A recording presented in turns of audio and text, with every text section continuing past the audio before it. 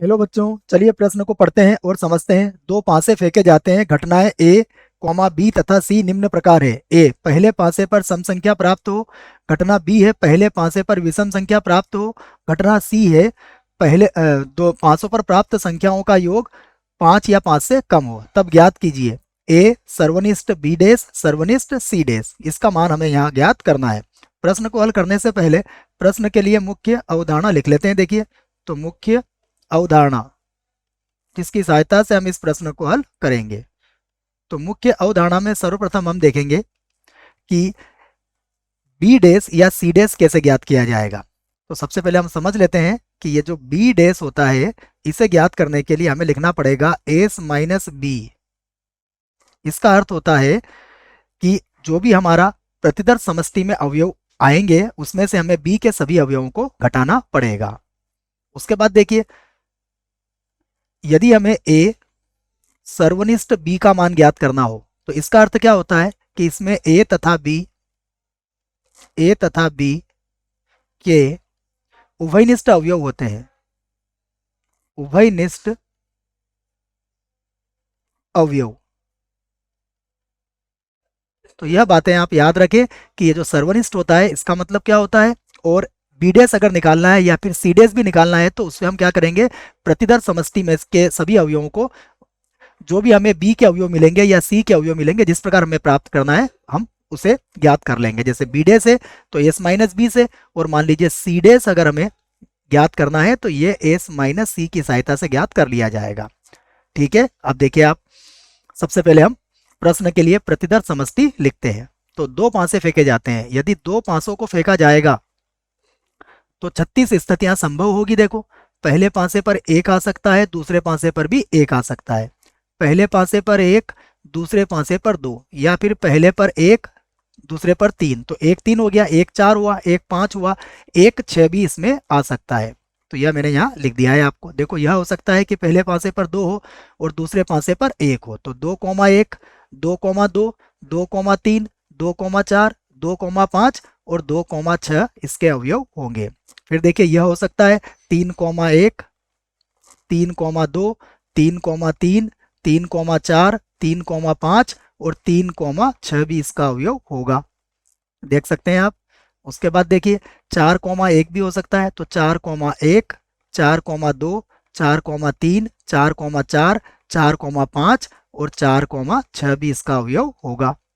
उसके बाद देखिए, हम लिख सकते हैं 5,1, उसके बाद 5,2, 5,3, 5,4, 5,5 और उसके बाद 5,6 भी इसका अवयव होगा। इसी प्रकार देखिए, 6,1, 6,2, 6,3, 6,4, 6,5 और 6,6 भी इसका अवयव होगा। तो ये हमने प्रतिदर्श समष्टि को यहाँ पर लिख लिया है। उसके बाद देखिए, ए में हमसे क्या कहा गया है। तो ए में कहा गया है, पहले पासे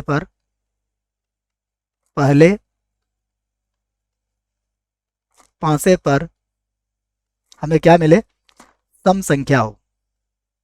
सम संख्या, यह कहा गया है कि पहले पासे पर क्या हो, सम संख्या हो। पहले पासे पर सम संख्या होने का तात्पर्य है या तो 2 होगा, या 4 होगा, या फिर 6 होगा। तो देखो, बना लेते हैं हम। पहले पासे पर यदि 2 आया तो 2,1, 2,2, या फिर 2,3, 2,4, 2,5 या फिर 2,6 होगा। उसके बाद देखिए, पहले पासे पर 4 भी आ सकता है। तो 4,1, 4,2, 4,3, 4,4, 4,5 और 4,6 भी आप लिख सकते हैं। उसके बाद देखिए, 6 आ सकता है। तो 6,1, 6,2, 6,3, 6,4, 6,5 और 6,6 भी इसके अवयव हो सकते हैं। तो ये हमने सभी अवयव इसके लिख दिए हैं घटना ए के लिए। अब हम घटना बी देखते हैं। घटना बी में हमसे कहा गया है, पहले पासे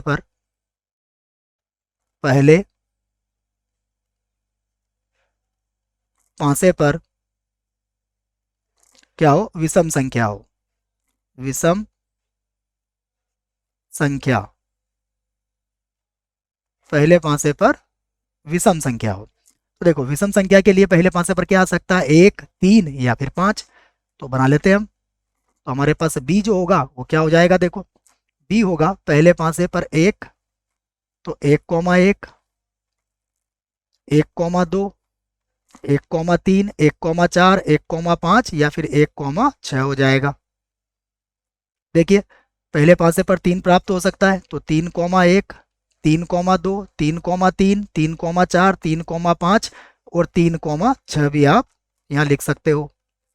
अब देखिए 5 भी हो सकता है, तो 5,1, 5,2, 5,3, 5,4, 5,5 और उसके बाद 5,6 भी इसका अवयव होगा। तो ये हमने किसे लिख लिया है, समुच्चय बी को। अब हम सी को देखते हैं, सी में हमसे क्या कहा गया है। तो सी देखिएगा, सी है हमारे पास प्राप्त संख्याओं का योग, प्राप्त संख्याओं का योग, प्राप्त संख्याओं का योग 5 या फिर 5 से कम हो। तो देखो 5 या 5 से कम हो तो योगफल कितना हो सकता है, सबसे पहले योगफल हम लिख सकते हैं 2, तो 2 योगफल के लिए क्या आएगा 1,1। योगफल 3 हो सकता है, अर्थात 1,2 और 2,1 हो जाएगा। योगफल 1 हो, 2 हो गया, 3 हो गया, उसके बाद योगफल 4 भी हो सकता है, तो योगफल 4 के लिए 1,3, 3,1 और उसके बाद 2,2 भी हो सकता है। ये योगफल 4 के लिए हमने स्थितियां लिख ली। अब देखिए योगफल 5 भी हो सकता है, तो योगफल 5 के लिए 1,4 या फिर 4,1 या फिर 2,3 या फिर हो जाएगा 3,2। ये योगफल 5 के लिए भी हमने स्थितियां लिख ली है। अब आप देखिए, अब अब हमें सबसे पहले बी डेस यहां पर हम ज्ञात करते हैं। देखो तो बी डेस क्या होगा, एस माइनस बी होगा। और एस माइनस बी का अर्थ क्या हुआ, बी में हमारे पास क्या था, पहले पासे पर विषम संख्या, तो इसका अर्थ ये हुआ कि यहां पर क्या आ जाएगा, पहले पासे पर, पहले पासे पर सम संख्या आ जाएगा, सम संख्या। तो पहले पासे पर सम संख्या का तात्पर्य क्या हुआ कि ये क्या आ गया, हमें समुच्चय ए मिल गया। उसके बाद देखिए हमें प्राप्त करना है यहाँ पर सी डेस, ठीक है ना, सम संख्या। बच्चों इसको मैं थोड़ा सा दूर लिख देता हूँ, यदि आपको थोड़ा सा समझ में कम आ रहा हो तो मैं सम को थोड़ा सा इससे दूर लिख देता हूँ। देखो यहाँ पर लिख देते हैं हम सम, ठीक है, सम संख्या। तो हमारे पास ये समुच्चय ये था। अब देखो सी डेस क्या होगा, सी डेस भी होगा एस माइनस सी। तो देखो सी में हमारे पास क्या था, प्राप्त संख्याओं का योग 5 या 5 से कम, तो यहाँ पर क्या होगा, ये होगा प्राप्त संख्याओं,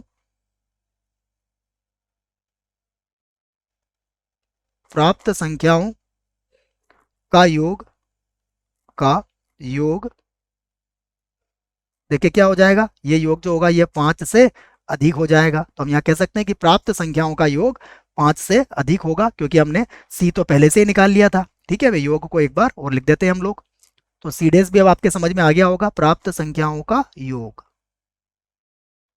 ठीक है बच्चों, अब योग समझ में आ गया आपके। अब हमें क्या ज्ञात करना है, तो अतः देखिए हमें जो ज्ञात करना है उसे हम लिख लेते हैं।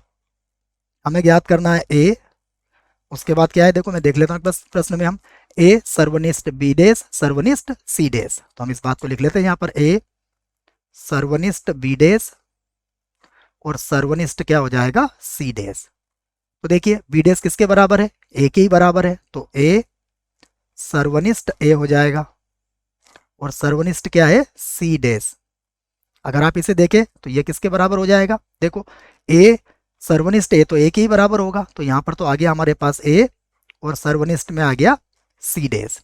तो इसका अर्थ क्या हुआ, इसका अर्थ यह हुआ कि इसमें हमें क्या चाहिए, देखो ए में क्या था, पहले पासे पर थी सम संख्याएं, और उसके बाद सी डेस में क्या है हमारे पास 5 से बड़ी संख्या। तो हम ये कह सकते हैं दोनों को मिला के कि पहले पासे पर सम संख्या तथा तथा प्राप्त संख्याओं का योग, प्राप्त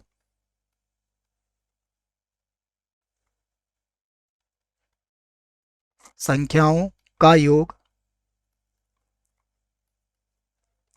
क्या होना चाहिए, 5 से अधिक। 5 से अधिक होगा। ये हमें इसका समुच्चय बनाना है कि पहले पासे पर तो क्या है, पहले पासे पर क्या हो हमारे पास, सम संख्या हो ना, पहले पासे पर सम संख्या लिखना भूल गया हूं मैं, यहां पर लिख देता हूं सम। पहले पासे पर क्या हो, सम संख्या हो, और उसके बाद पहले पासे पर सम संख्या तथा प्राप्त संख्याओं का योग 5 से अधिक हो। तो अब हमें इसका समुच्चय यहाँ पर बनाना है। ठीक है बच्चों, अगर सम संख्या आपके समझ में नहीं आ रहा है तो मैं इसे एक बार और लिख देता हूँ बच्चों, है ना, जिससे कि आपको अच्छे से समझ में आ जाए। लिखिए 500 पर, मैं इस बात को थोड़ा सा एक बार और लिख देता हूँ, देखो थोड़ा सा समय लगेगा। 5 से पहले पासे पर सम संख्या, सम संख्या। ठीक है, अब समझ में आ गया होगा आपको, ये सम संख्या हो गया। तो पहले पासे पर सम संख्या और प्राप्त संख्याओं का योग 5 से अधिक। तो अब हम बना लेते हैं इसे, देखो तो यहां पर बनाते हैं हम बराबर। अब देखिए सबसे पहले हम बात करेंगे कि 2,1, तो 2,1 का योगफल कितना होगा, 2,1 का योगफल हमारे पास कितना होगा 3, फिर होगा 2,2 योगफल कितना होगा 4, फिर 2,3 योगफल कितना होगा 5। इसका मतलब 2,5 हम नहीं ले, सॉरी बच्चों 2,3 नहीं लेंगे, 2,4 हमारा अवयव हो जाएगा। उसके बाद देखो, उसके बाद होगा 2,5, उसके बाद होगा 2,6, उसके बाद 3 के साथ देखो 3 नहीं बच्चों, उसके बाद हमें चाहिए 4, तो 4 1 नहीं आएगा, 4 2 आ जाएगा। उसके बाद 4 के साथ 3 भी आ जाएगा। उसके बाद 4,4 भी होगा, 4,5 भी होगा, और 4,6 भी होगा। फिर देखिए हम उसके बाद देखेंगे 6, तो 6,1 होगा, क्योंकि योगफल देखिए इनका 7 है। उसके बाद 6,2, उसके बाद 6,3, उसके बाद 6,4, 6,5, 6,6।